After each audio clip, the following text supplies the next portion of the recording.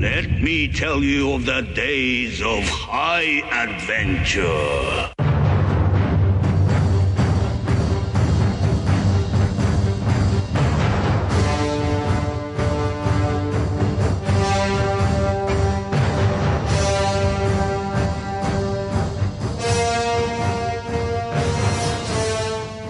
What's up, you guys? This is John. And I'm Kevin. And this is 6 Degrees of Schwarzenegger, the podcast where we take a long, hard look at some of our favorite action movies from the era of Arnold. Schwarzenegger is the icon of the genre, and we're taking a deep dive into some of these 80s and 90s cult action movies and breaking them all the way down. Everybody loves a winner. Everyone can see that I am. Everybody follows a leader, baby. Cruising down the streets of Siam.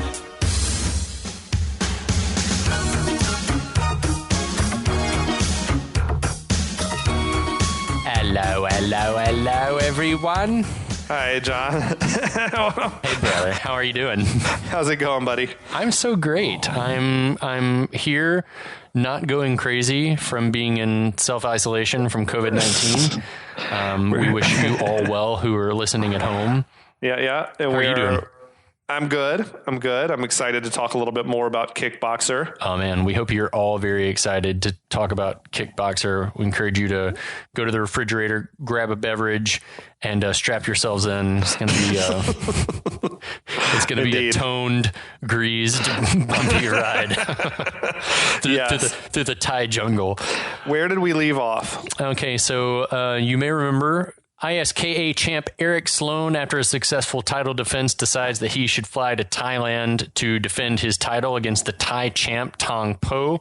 Yep. At the arena, his brother Kurt realizes that Thai kickboxing is way different and sees Thai champ Tong Po kicking a structural support column with a crazy glint in his eye and begs Eric to back out. Eric says, "Shut up or go home," and proceeds to get the ever-loving shit kicked out of him, literally, by Tong Po, who, to add insult to injury, breaks Eric's back. With no one else to turn to, Kurt begs Taylor, who he meets at the arena, an ex-military guy, to take them to the hospital. And that was episode 1. Ooh, I'm winded. That was a whirlwind. It was. They are cramming a lot of story into a small package. A lot happened, even though it doesn't really seem like a whole lot happened. It's brisk. But so the story picks up. We're at the hospital where a nurse tells Kurt that they won't know anything about Eric's condition until the morning. Yeah, so they're at this Chameleon, however you pronounce it. That hospital is apparently still there today. Oh, nice. Yeah. That's cool. I understand this film, I think they filmed a lot in Thailand, but they also filmed a lot of it in Hong Kong, a lot of the interiors and stuff like that. Yeah, so that made me wonder if the hospital was in Thailand or in Hong Kong. So that's cool. They just stayed there from Bloodsport. I love that the clock in the lobby says 10 past 8. Presumably in the evening, and that visitors' hours ended at 6 p.m., no exceptions. You know what? Maybe it's because it's an emergency. Yeah, this is the exception. Yeah, that's okay. So we cut to, it's the next morning. The guys are kind of asleep, and a doctor comes in, and he tells Kurt that Eric is paralyzed and he will not ever walk again. Yeah. So, and this was sort of in answer to my question that I raised in episode 1. The doctor says that the injury, and this doc, we give major kudos to the doc here, because this is a completely believable performance from this guy.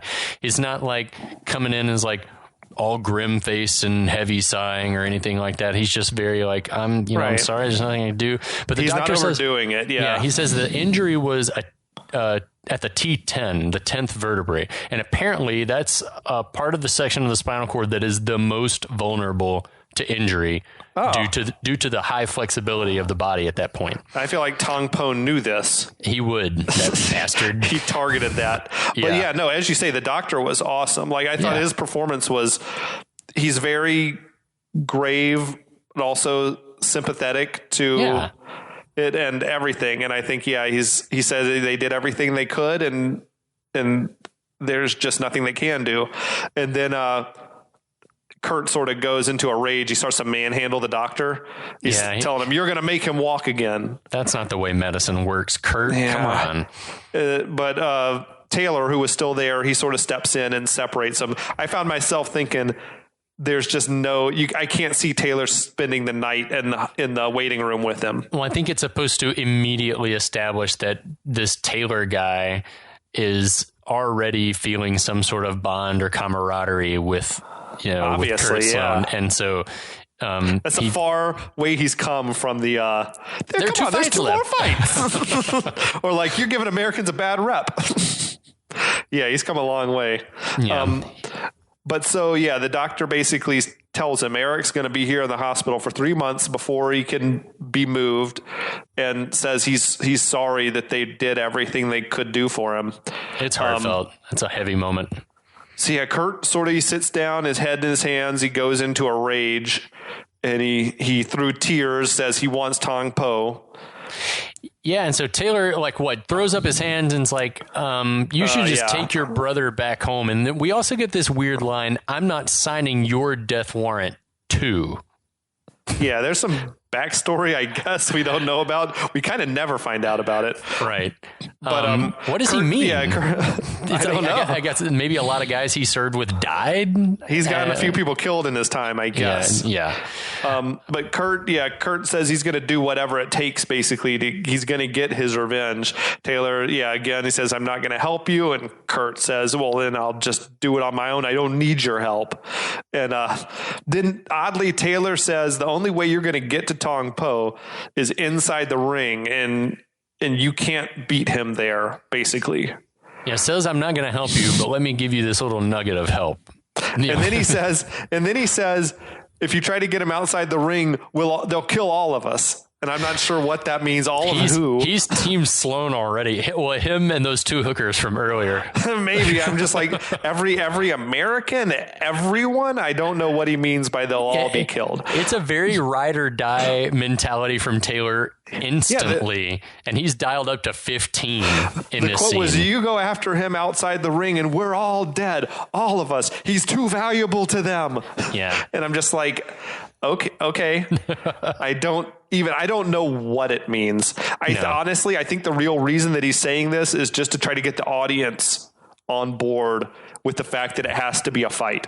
I wish that he can't just walk in with a gun and try to kill Tong Po or anything. But I wish that Taylor had been leaving the bathroom as the doctor was coming in to deliver the bad news, maybe doing some cocaine, which would explain for why he is so wired during this whole scene. Taylor is? Yeah, he's just wired. He's just this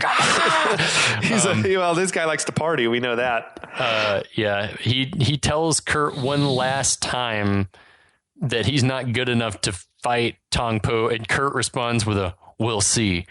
But then he says it 3 more times as he's walking down the hall away from him. He's like, "We'll see. We'll see." Okay, man, chill.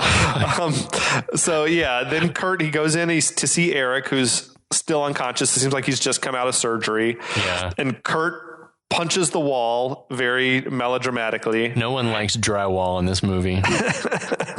No drywall is safe. Then we get this movie's sappy, soul-searching montage. Montage number 2. Yeah, he's wandering the streets of Bangkok, doing a little sightseeing. Set to the lovely song "Fight for Love" by Stan Bush again. Not "We Fight for Love" by Power Station from Commando. Similar sentiment. Sometimes you got to fight for love, man. It sounds almost exactly like Phil Collins' "In the Air Tonight" at the beginning of the song. It does have that mellow. Yeah, it's a mellow, very introspective vibe. Very, very similar. Yeah. But dude, Van Damme is a staple of his work to wander a Southeast Asian town, reminiscing on what's gone wrong. I don't know. There's lots of sad sack walking around temples and cloisters and looking at Buddha statues. Lots of Buddha statues. Dude, it is also a great tourism video for Thailand because it looks awesome there. Fantastic. Yeah. There's that massive, the golden reclined statue. That shit was straight out of Street Fighter, dude. I would love to see that. Yeah, from totally. Sagat's level. From Sagat, yeah. Yeah. uppercut. Tiger, me. You win. Perfect. Dude, Sagat was my favorite to fight with on there. He's bad. His style was awesome. Freaking Muay Thai shit. Yeah, Ryu's my guy, but Sagat's just a taller Ryu, so it's sort of like this movie. Basically. Dude, do you think that character is based off Tong Po? Probably. I wonder if that video game predated the movie. Probably not. It didn't. No, yeah, then they stole that shit. Yeah, for real.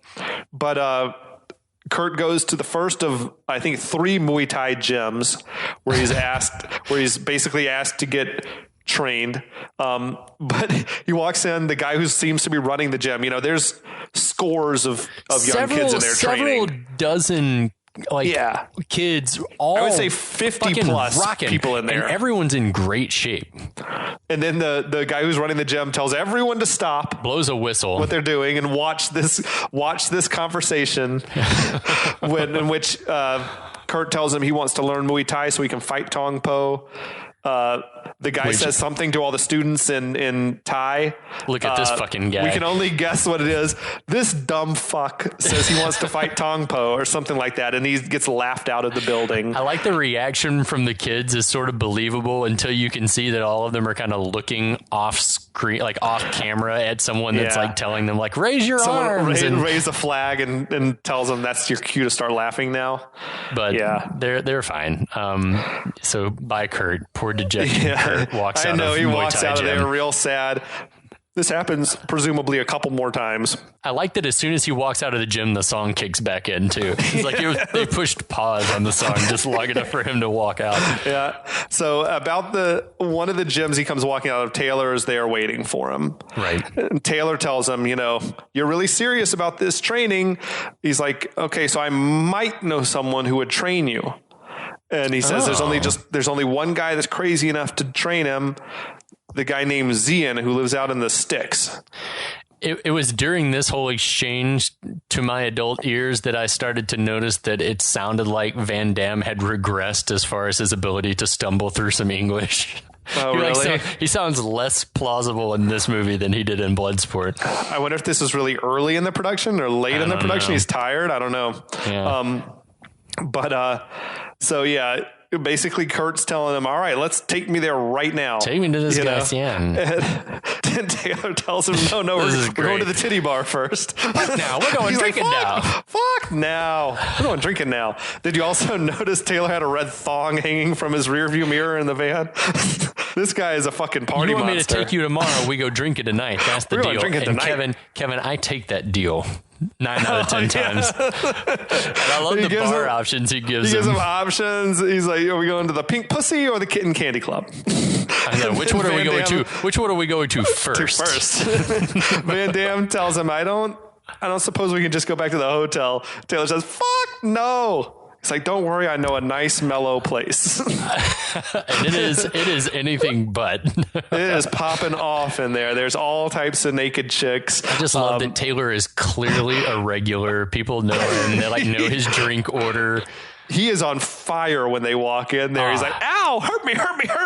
He's waving his hat, like fanning himself. I love to think of Taylor just being coked out of his mind 100% of the time. Definitely some shit. Maybe he's not running guns so much as he's running cocaine or heroin out of there. I love the line as they're taking in the scene. You should see how she opens up a soda bottle, which immediately recalls that one worker at the Claremont Lounge. She's legendary, but she can like crush a Pabst can between her tits. Yes, I can't remember her name. I can't either. Okay, Goldie. There you go. Goldie is her name. Yeah. There you go. But yeah, they're ordering drinks. I think Van Damme says he just wants water, so he tells him bring out some Perrier. Then 5 beers and 3 Perriers later, Taylor is like telling Kurt his life story. Oh my God. So he says he stayed in Thailand after Vietnam, and now he's an arms dealer. He says he's just enjoying life's many pleasures. Well, this is crazy. He says guns and grenades and mines I can buy. Like I can buy that he can get that stuff, but armored cars and tanks? I don't know what his connections are. Maybe he's still got some buddies, I guess, in the military. But those things must be being stolen then, right? He is stealing them, or he's helping. He is facilitating the theft of United States military stuff. I can't think of the word. But he's basically telling him his story. He says, or he's telling him, well, he's given a lot of exposition. Let's be real. But he tells him that Tong Po's handler is this very bad gangster named Freddie Lee. He's one bad motherfucker. He's the guy, the shady guy we saw sort of running the show in the arena earlier. Silk shirt, pendant necklace. You remember the guy. Now, Kurt asked the question that we've all been wondering, which is, why have you decided to help? Yeah. And Taylor tells him, he's like, in Vietnam, I had a very good friend. He was like a brother to me, and he needed me. When he needed me, I wasn't there for him, and he died, presumably. So now when he saw another guy wanting to help his brother out, he was moved and decided he had to help out. That PTSD kicked in, and Taylor knew he had to help. And now so now I'm like, okay, maybe that's why he, also stayed the night there in the hospital. Yeah. He immediately felt that connection. So then we cut to the next day. I can't even imagine. Well, I guess, Kurt would be feeling right as rain. Taylor's probably hungover. No. Or maybe that was a light night for Taylor. Taylor is never hungover. Not once. It helps he never went to sleep. So exactly. He just did a bunch of lines. So yeah, they're like driving through the fucking jungle, and awesome scenery. We're not sure. Yeah, the Steve Winwoodsy, Huey Lewis style rock blues song is very incongruent with the rustic surrounding. Like while they're driving around in this van. It was a change of pace, not a Stan Bush number. It was something else. Yeah, a little, like you said, it's had a little soul to it. Yeah. And what the fuck is Jean-Claude wearing? I don't know. I paused on the Blu-ray to try to read, because it was kind of like a blue shirt with the sort of epaulets on the shoulders. Yeah. And then it had a big patch with writing on it. But I paused on the Blu-ray and tried to read the writing, and it was just sort of like broken English. Yeah. On it. It's something about like air supply. It's supposed to seem military-ish. Interesting. Yeah, but it was probably bought in the Hong Kong, marketplace or whatever. Exactly. Yeah, that's a big thing in Asia, I think, is just that the English looks cool. So you see a lot of shirts and stuff with English phrases that make no sense, because people they don't know what it says. They just think that it looks cool to have English writing on it. Anyway. So yeah, Taylor drops him off at this very primitive looking property with like thatched roof huts and everything like that. Taylor says he's got some other business to attend to, but he'll be back in a few hours. Yeah. We presume it's either a gun deal or something even more salacious. Yeah. Xian's property doesn't look like much, but that place now would cost you $300 a night on Airbnb. Oh yeah, sure. Dude. No, it looked like a remote paradise, but I don't understand, how does Taylor not hang around to make an introduction? That's not Taylor's style. Do you think that Taylor called ahead to let Xian know they were coming? Xian probably doesn't have phones out there. Xian doesn't have a phone. No, he ain't got a phone. So anyway, he just left him there knowing, presumably, that Xian's a little crazy and he's got traps everywhere. Well, it's at this moment also that I realized that aside from the denim vest jeans combo, all Kurt apparently brought to Thailand was one pair of severely pleated khakis and a selection of weird button-down shirts and muscle tanks. Those khakis he was wearing had the most pleats I've ever seen. Oh my God. But they allow you to kick, I guess, and everything like that, to do splits. That's right. That's Van Damme's, when he's buying a garment, that is his primary concern, is, can I do a split? Like, how much stretch is in this material? That's awesome. So Kurt takes about 2 steps onto the property and gets snared in a trap that leaves him hanging upside down from a tree. Right. I don't know how. So I could see how the little loop or whatever that you step in, maybe you can't see that. It's camouflaged, but there would be a rope like leading up to the tree that you would see. You got it all hid, man. Xian knows what's going on. He's into booby traps. Yeah. So then at that point, Xian steps out. He asks him who he is, what he wants.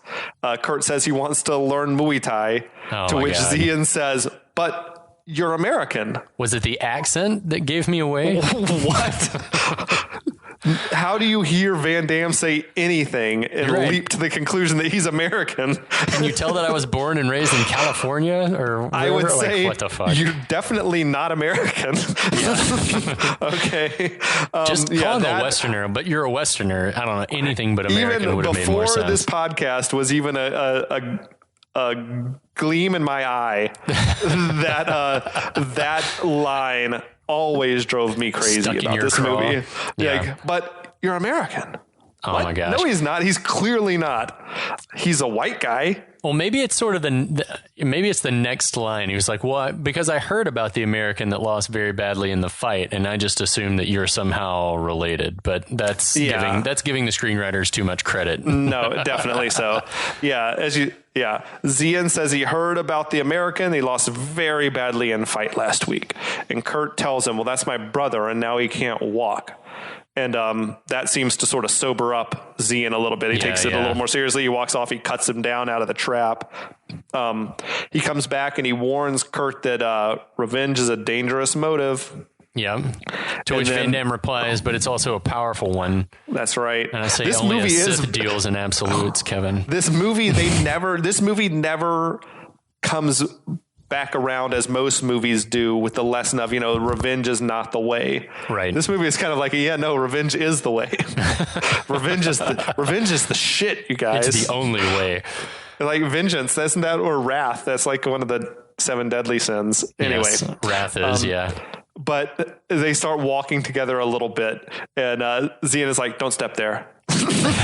And dude, this guy Dennis Chan, Xian, he's a funny guy, man. He's got great comedy timing. Yeah, I get why that you say that. It's a little hit or miss for me because it's right on the border of being like hokey. The portrayal. Oh yeah. And I think that it's supposed to be. I mean, it's a portrayal of the stock elderly, like wise, witty, seemingly quaint, yet deceptively powerful martial arts master. Well, he's got I feel like he's got, maybe more than a little Mr. Miyagi in him.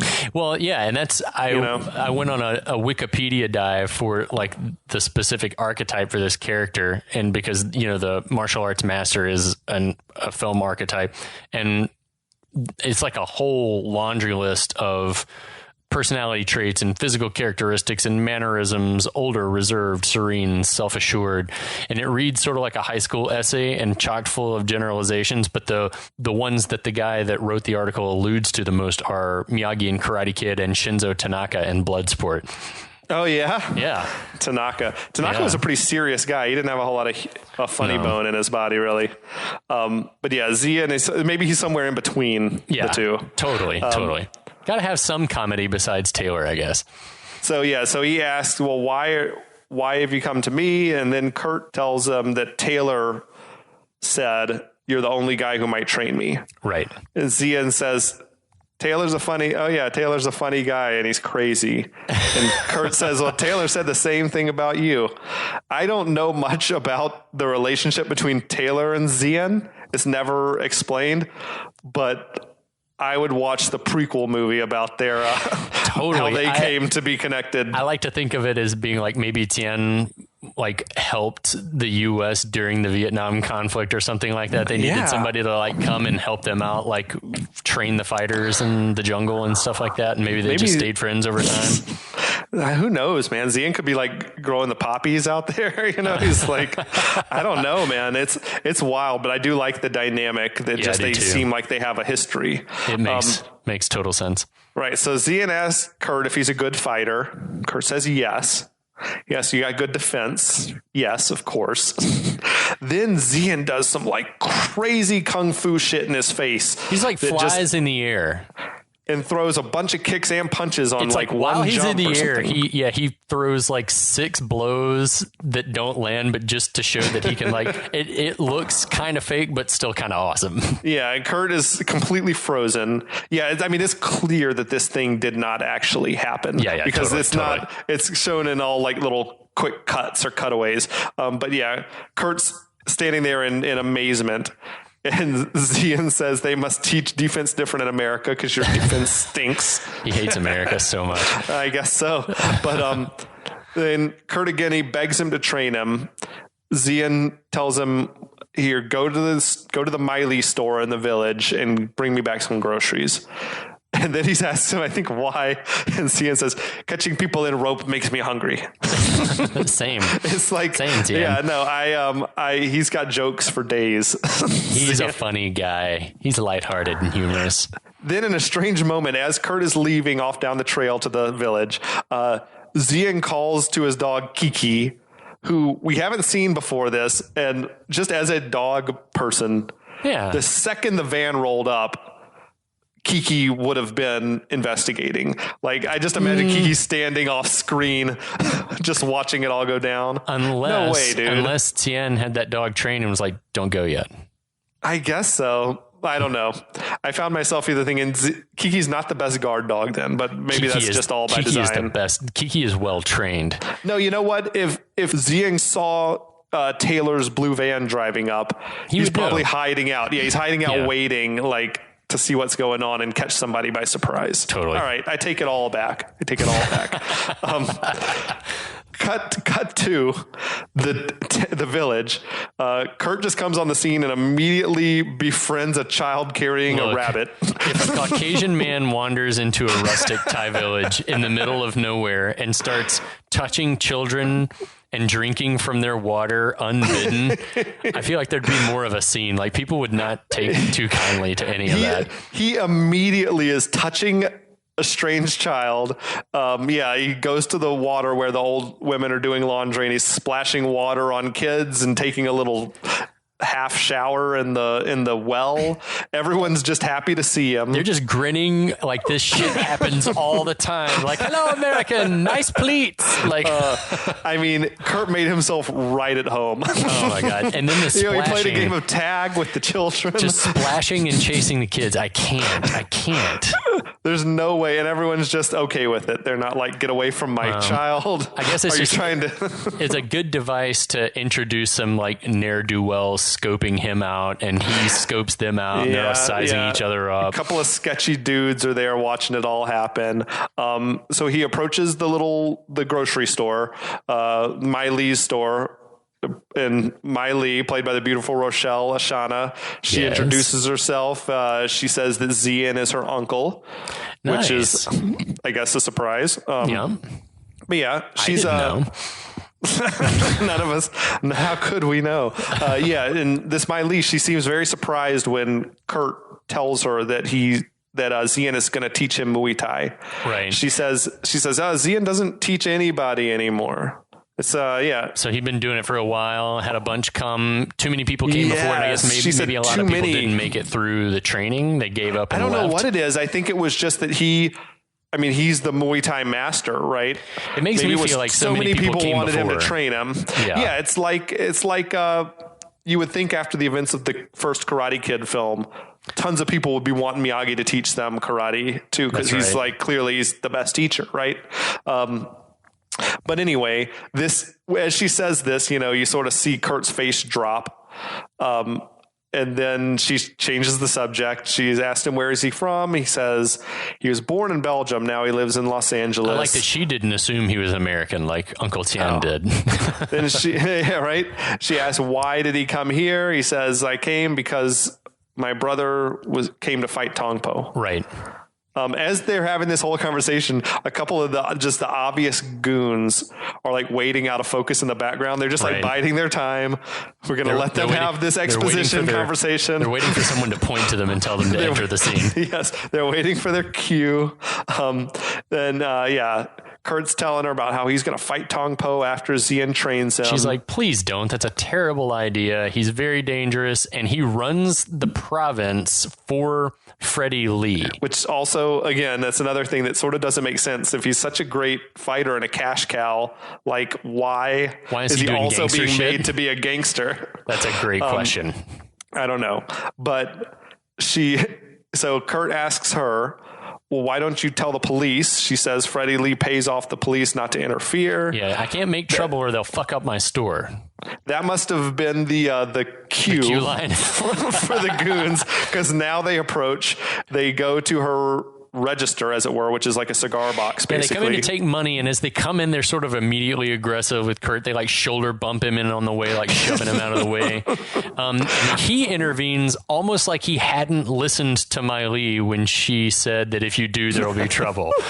He was lost in her eyes, man. He was not listening. This is the first, I like that kick over the table on that first dude there. That's pretty nifty. Yeah, dude.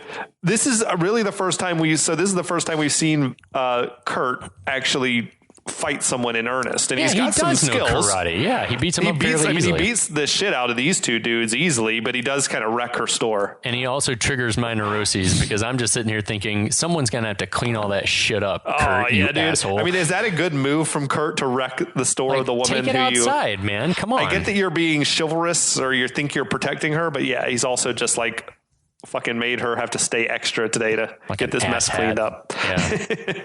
So she says, Miley says she's going to get in trouble now from Freddie Lee for all this. But like so many American military interventions, he rushed to take action in a situation he knows nothing about. Oh gosh, she's enraged or distressed at least. She says, wait until I tell Uncle Xian about this. This is a new pronunciation that no one else has used in the film. That's two pronunciations, and there will be a third. Oh, there's another one coming? Yeah. But and I don't know. I don't know. It's shades of over the top. Yeah. Where it's a principal character and you can't keep the name of the character straight. Oh my God. It doesn't matter. I mean, if anyone knows the pronunciation, it would be her, the niece. Well, she's Thai. Yeah. Yeah. And it's her uncle. Right. So she might have the same, she knows him well. She grew up with him. One could assume that Taylor, after all this time, had never bothered to learn how to pronounce Xian's name. That's plausible. That's plausible. And Xian, he's just too polite to correct anyone. Well, even if she doesn't approve, I'll tell you who does. The little old man from the village. And props to that old guy, just old man number one. He is living the life I want, sitting around, smoking his pipe, stylishly just beheaded. Watching the world go by. Stylishly beheaded. Only I want to do it in a more temperate climate. His hat was almost like one of the Three Storms hats. Wasn't it from Big Trouble in Little China? Totally. Yeah. Awesome, dude. That dude was like loving life. Yeah, he was digging probably drunk as hell. We hope. Off of whatever, yeah. So now Kurt, he goes back to Xian's. He walks in and sort of, Taylor is just there. But he appears like out of nowhere. I get the feeling he's just leaning up against the van. I get the feeling that like Taylor had pulled up and was like waiting for Kurt to show up, and then Kurt walks out of the woods with the bag, and then no one saw each other until they saw each other.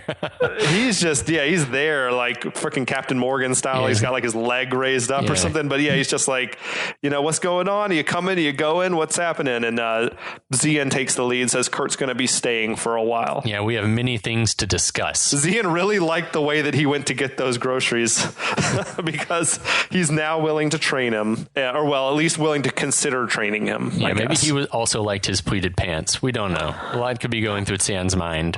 So Taylor, he unloads Kurt's many suitcases filled with tank tops and pleated pants, weird shirts, I guess, from the van. He says, "All right, I'll be back in a few days." And I think he says, "You're going to live to regret this." Yeah. Kurt tells him he's like, "We'll see." Again, I think like a fifth. We'll see. Something like that. He's like, "No, not a chance." Or something. Not a chance. You're right. He's ready to learn the ways of Muay Thai. He's ready to take his first steps into a much larger world, as it were. Shit. Yeah. So now we're about to get to all the awesome training shit that you guys probably all came here for. But that's going to have to wait. Oh, yeah. You're going to have to just tune in next time because you're not going to hear it right now. Bitches. Not right now. We will be back, though, with a whole lot more Kickboxer for you really soon. Talk to you guys soon. We'll be back.